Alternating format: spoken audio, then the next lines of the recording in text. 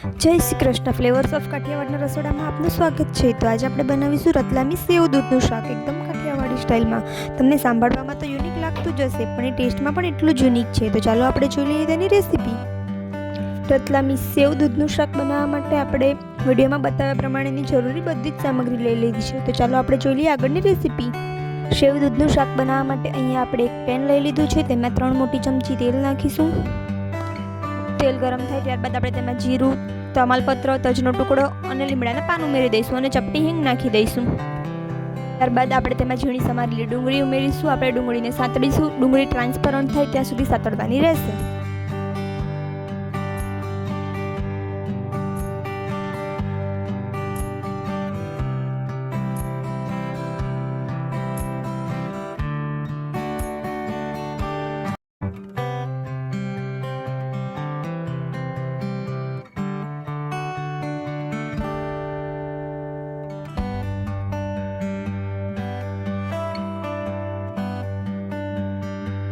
Minute પછી આપણી ડુંગળી ટ્રાન્સપરન્ટ થઈ ગઈ છે. તો આપણે તેમાં ઝીણા સમારેલા ટમેટા ઉમેરી દઈશું અને ટમેટા જલ્દી ચડી જાય તેના માટે આપણે તેમાં મીઠું ઉમેરીશું.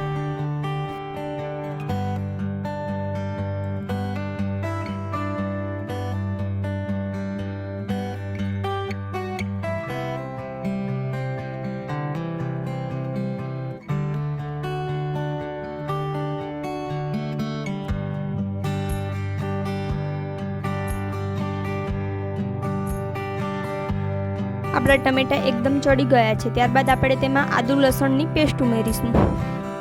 અહીંયા મેં 2 ચમચી આદુ લસણની પેસ્ટ લીધેલ છે. તમે તમારા ટેસ્ટ મુજબ લઈ શકો છો. તમે જોઈ શકો છો કે ઉમેરેલ વસ્તુ બધી જ બરોબર સંતળાઈ ગઈ છે. તેમાંથી તેલ પણ છૂટું પડવા લાગ્યું છે. તો હવે આપણે તેમાં મસાલા ઉમેરી દઈશું. 1 ચમચી હળદર, 1 ચમચી ધાણા જીરું અને 1 ચમચી મરચું પાવડર લીધેલો છે. મરચાંનો પણ ટેસ્ટ તમે તમારા મુજબ લઈ શકો છો. પણ આ શાક જો તીખું હશે તો ખાવાની વધારે મજા આવશે, તેથી મેં અહીંયા 2 ચમચી મરચું લીધેલ છે.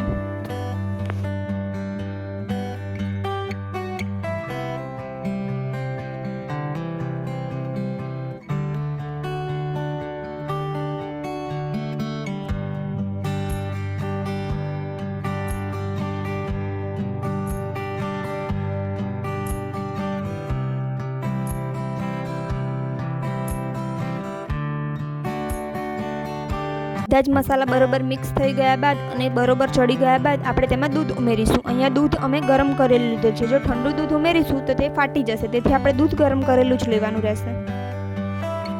દૂધ આપણે થોડું થોડું કરીને ઉમેરીશું, એકી સામટું નહીં ઉમેરી દઈએ. અહીંયા અમે 1 નાના ગ્લાસ જેટલું દૂધ ઉમેર્યું છે. ની સાથે તમે મલાઈ પણ ઉમેરી શકો છો. તેનાથી ખૂબ જ ક્રીમી અને ટેસ્ટી શાક લાગે છે. દૂધ ઉમેર્યા બાદ આપણે શાકને બરાબર મિક્સ કરી લઈશું અને એમાં 2 થી 3 ઉફાળા આવવા દઈશું. 1 ઉફાળો આવે ત્યારબાદ આપણે તેમાં લીલા મરચાં એડ કરીશું.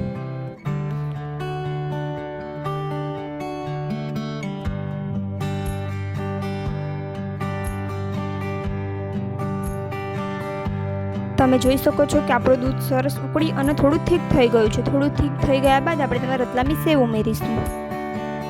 શાકમાં અમે બાલાજીની રતલામી સેવ વાપરી છે. તમે કોઈ પણ સેવ વાપરી શકો છો.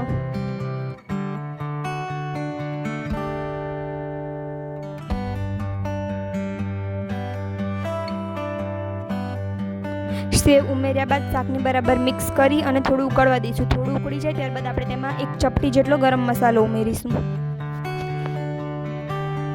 ગરમ મસાલો મિક્સ કર્યા બાદ આપણે તેમાં 2 મોટી ચમચી પાણી ઉમેરીશું અને ફરીથી શાકને ઉકળવા દઈશું.